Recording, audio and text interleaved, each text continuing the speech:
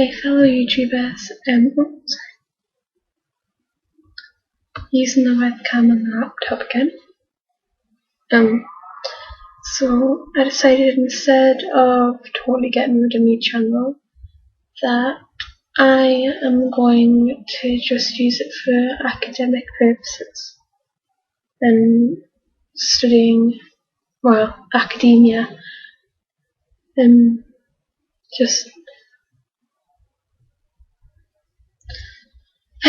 Anyways, to start that off today, I'm going to be reading you one of my favourite literature poems. Obviously, poems are literature. I will be reading it out of a first edition amalgamation of Alfred Lord Tennyson's work.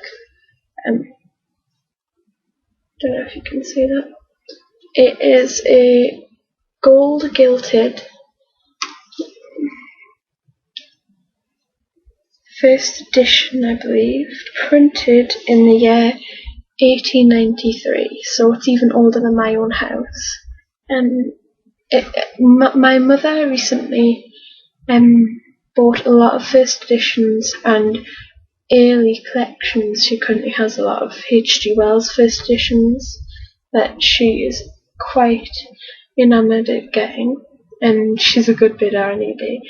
She has a first edition of The Hunting of the Snark, which is a very, very rare first edition, which is basically the most expensive one out there. And she has a second version of The Hunting of the Snark, which I think is a second edition, but is a special edition. It is done in red patent leather and gold gilded, and the design on the front of it is beautiful. Sorry, the lighting's got a bit. So, as I was saying, I will devote my channel to just being pure literature. This is currently being filmed at 1:45 in the morning. I got a lot of sleep earlier today and I currently can't sleep at all, so I'm just trying to find the right position to sit for the lighting. So I'll just show you the inside page, if you can see that. That's all the shininess on there is actual gold. I know, bad. Beautiful. She has a few hundred, early first editions and collections. She has a full collection work of all the books of Charles Dickens and someone else. Sorry. But she has, I think it's a very early edition of Pilgrim's Progress, I think. Is that what it's called?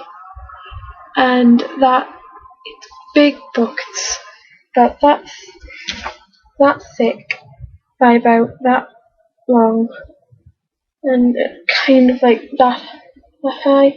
It's about 2 times the size of my head, so it's very heavy and it's fully gilded, but it also explains the context in which the writing is set, and goes into lots of detail, and also includes the writer's other works. And it's a very beautiful book. I'm lucky my mum's such a good bidder on eBay. These books are just, I haven't purposely read them myself, but they are gorgeous to look at. And me and my mum we appreciate the old style of books and the quality and the smell of them. I know that's weird, but there's a musky smell to old books that collectors can appreciate. Anyways, get on with the reading.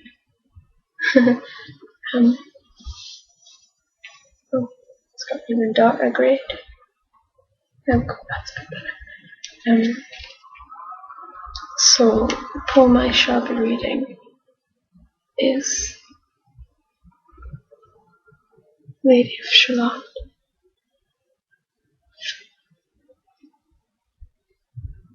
On the river side, it's a poem in, I think, 4 parts. It's quite long. It is based on the legend of Arthur and the Round Table. And so here it goes. On either side the river lie long fields of barley and of rye that clothe the wold and meet the sky, and through the field the road runs by to many-towered Camelot, and up and down the people go, gazing where the lilies blow, round an island there below, the island of Shallot.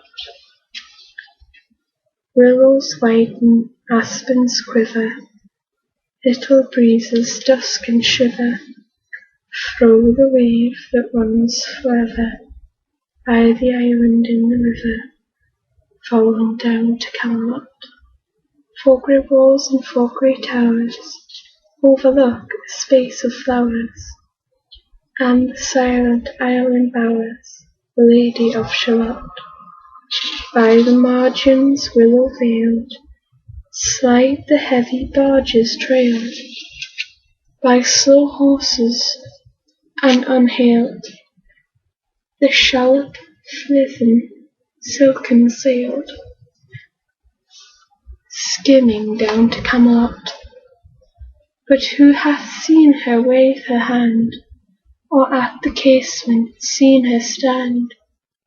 Or is she known in all the land, the Lady of Shallot? Only reapers weeping early, in among the bearded barley, hear a song that echoes cheerly from the river winding clearly down to towered Camelot.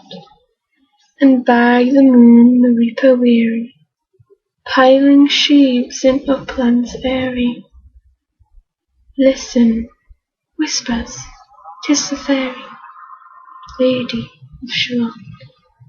That's the end of part 1. It says right, it goes up to part 4.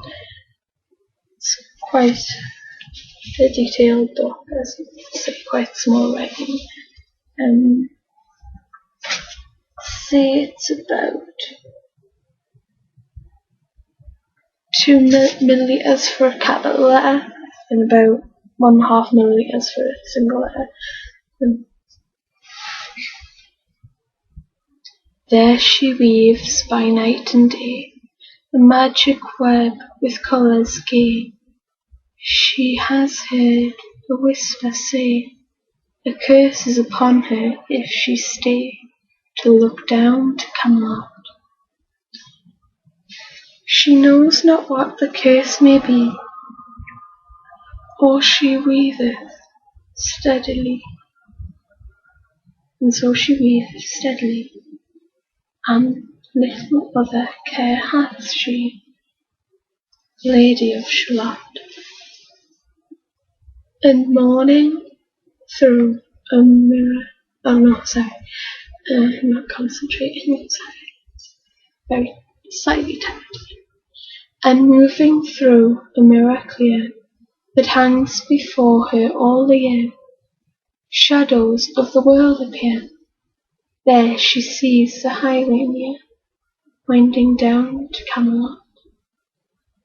There the river eddy whirls, and there the surly village churls, and the red cloaks of market girls pass onward from Shallot.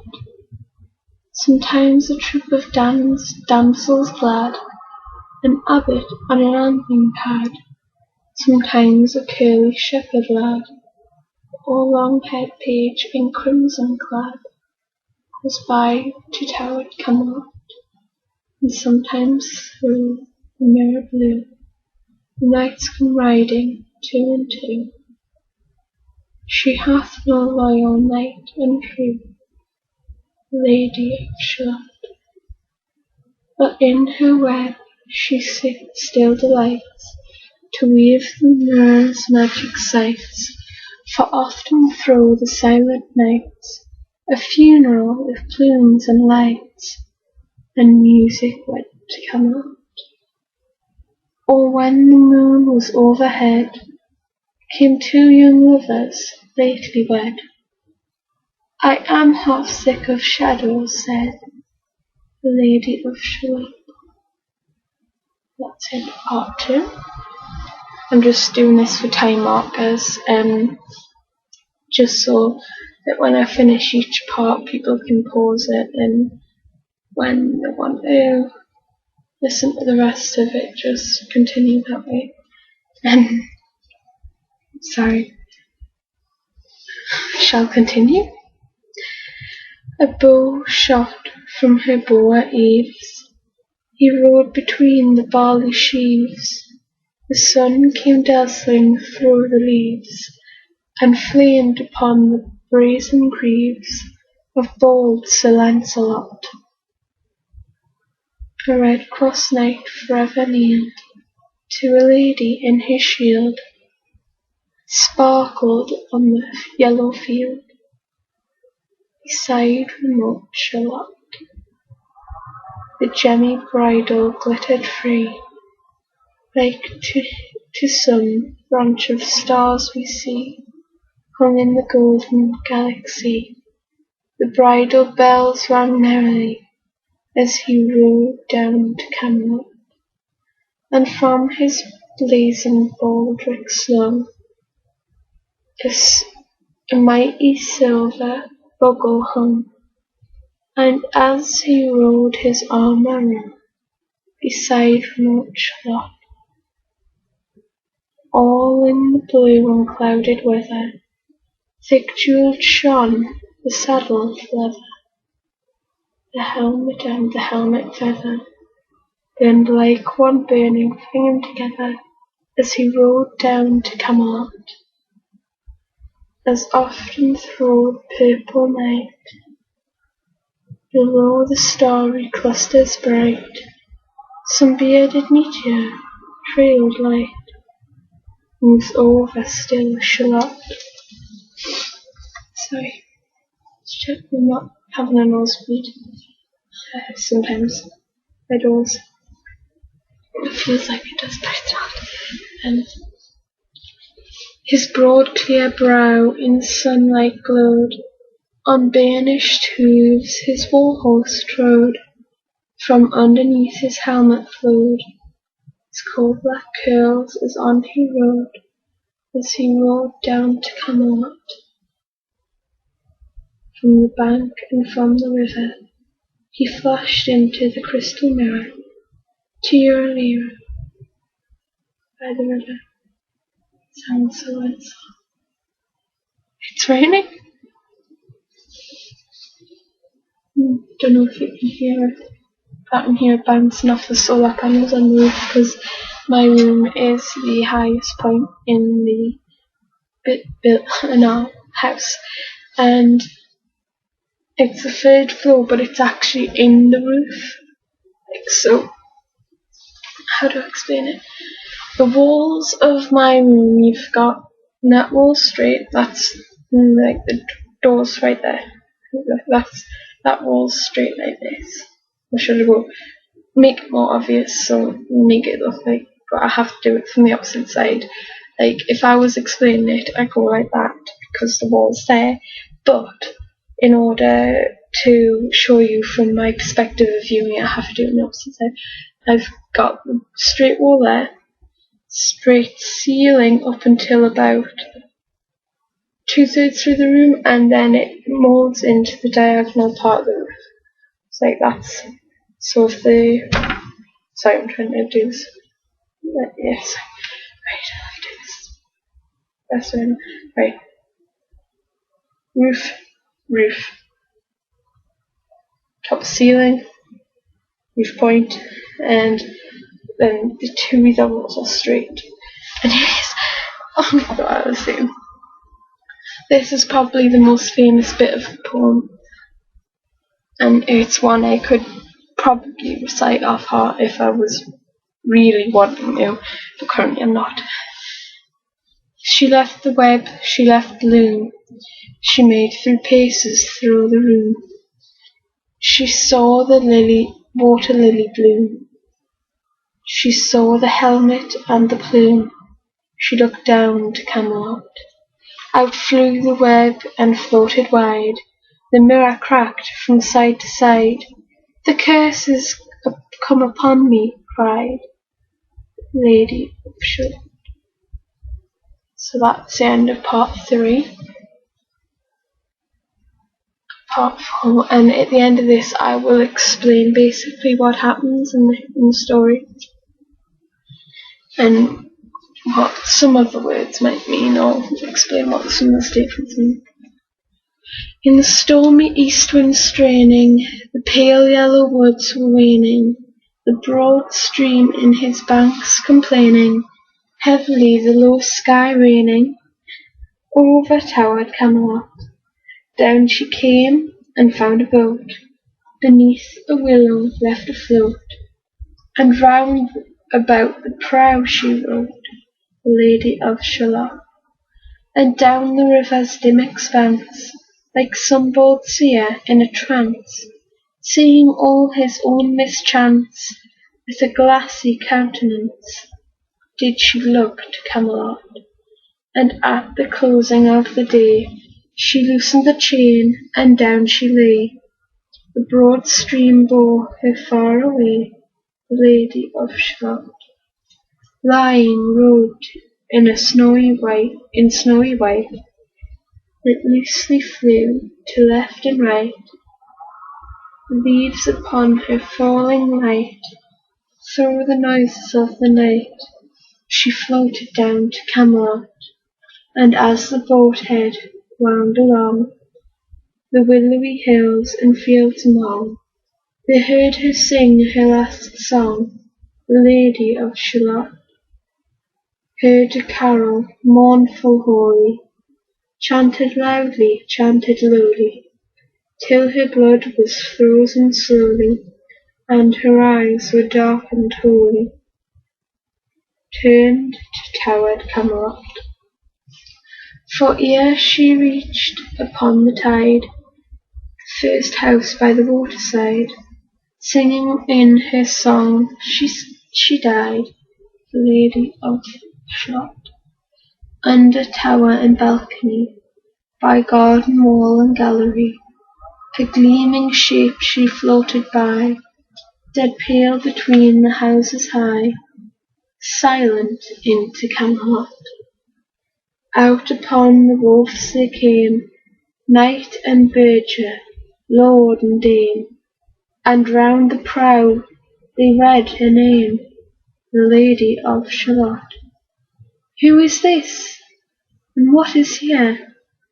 And in the lighted palace near died the sound of royal cheer, and they crossed themselves for fear, all the knights at Camelot. But Lancelot mused a little space. He said, she has a lovely face. God in his mercy lend her grace, the Lady of Shalott. The poem itself is, the background of it is kind of describing the vanity and keeping yourself without contact from the outside world can leave you lonely and quite depressed. And the truth is about that poem is the Lady of Shalott is a woman who is excluded from the outside world, hidden in her tower on an island, well, basically a moat surrounded tower castle. She's all by herself, no one knows who she is, and the only way she looks outside of the castle walls is not through the window in her room, but through a mirror, which pictures of which she weaves on loom. And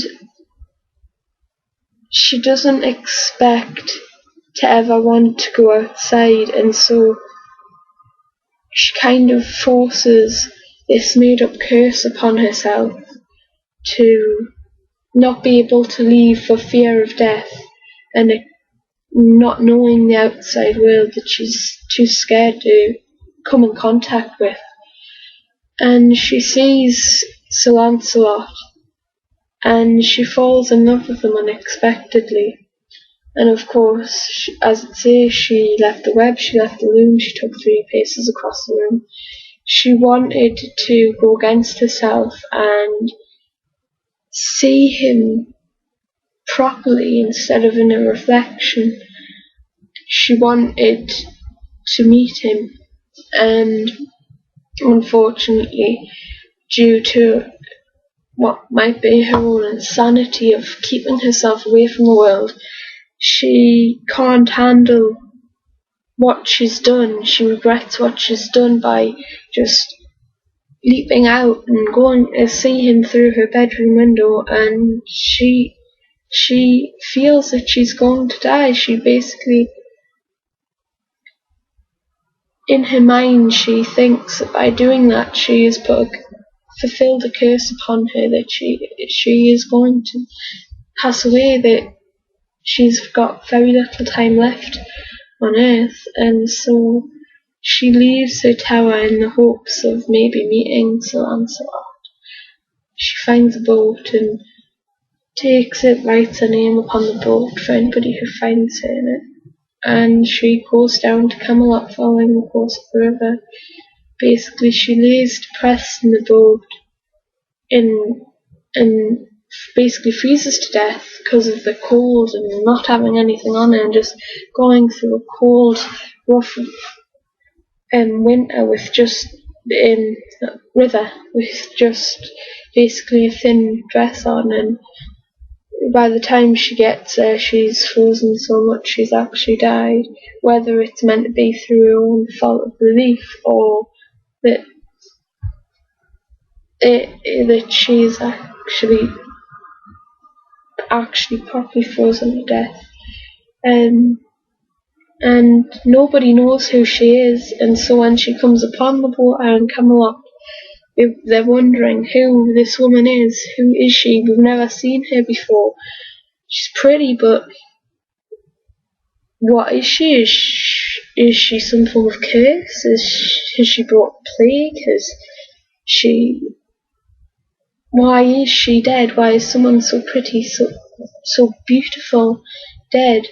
And Sir Lancelot takes pity on her when he comes upon her, and he's newly wed himself. He's married Guinevere, and of course she could have never been with him, even if she had have lived. And that may be a possible reason for her death, that she realised that she'd never be with the one she truly loves, and the heartbreak actually kills her. But he asks God to grant such a lovely person, such a lovely woman in fate, a lovely face, at a moment of such grace and beauty, to be welcomed into heaven, even though she excluded herself from the living world. And it's one of my favourite sad poems. Very moving, and once or twice just by reading it has made me cry, because she broke tradition, she broke her own rules in order to go after the man she fell in love with, which is powerful and is kind of a true description of true love. and it's sad that she dies before she even gets to meet him properly, and he even knows who she is. So, this is nearly the end of my video, and by the start of the video, when I said academia, I meant not just literature, I meant things like art and drama, and hopefully next time I do recite something such as a poem, I will do I think it's the sonnet from Romeo to Juliet, in Romeo and Juliet, which begins with, I think, shall I compare thee to a summer's day? Thou art more lovely and more temperate. Thou art more lovely and more temperate. It's one of that, as well as one of my favourite things that Shakespeare has ever done. Favourite poems, favourite piece of literature. So, sorry. Right, it's been so long since I did my last video. Obviously not count the last one when I had my hair tied up. It's been so long. My hair has went from being this long to being this long. It's been quite a few months. By the way, I have not straightened my hair. It's just usually I let my hair dry naturally, but today, last night,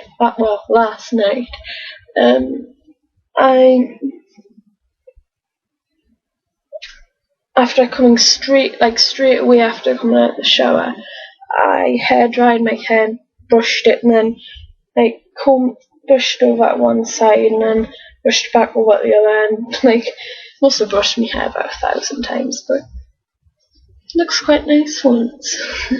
Usually I don't really like my hair, but it's actually quite silky smooth as it is. So that's the end of this video. Oh god, the time. It's taken half an hour for this video. I won't upload. If it doesn't, I'll just have to split it in two. So, sorry, got teeth. I have a gap tooth. I always have. I've had it since I was little. So,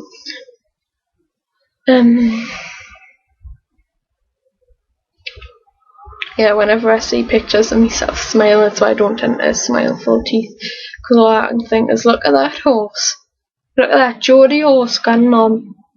Especially when I'm watching my videos back, it's kind of weird. There is a slight time delay on the webcam, so I can, by about mid-second, I can see what I've just been saying. Just for anybody who might be asking, that's the bookmark that I've been using. It's a new one that I drew myself. It's